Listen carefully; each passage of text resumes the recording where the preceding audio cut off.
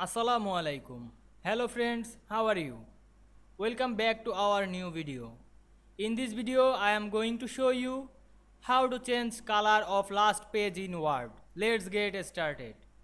At first, we create some page in this document. Go to the insert menu and click the blank page or page break option. Now I click blank page option in menu.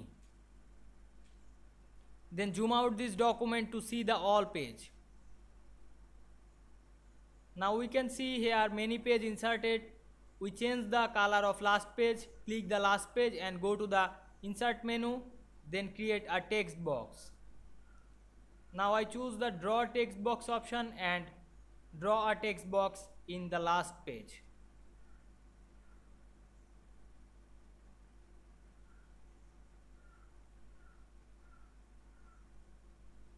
Then go to the format menu and change the shape fill color. Then click the shape outline and select no outline. Then you write anything in this page.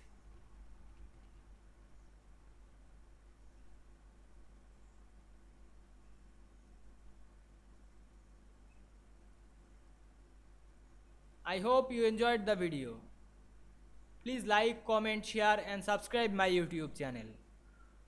Thanks for watching.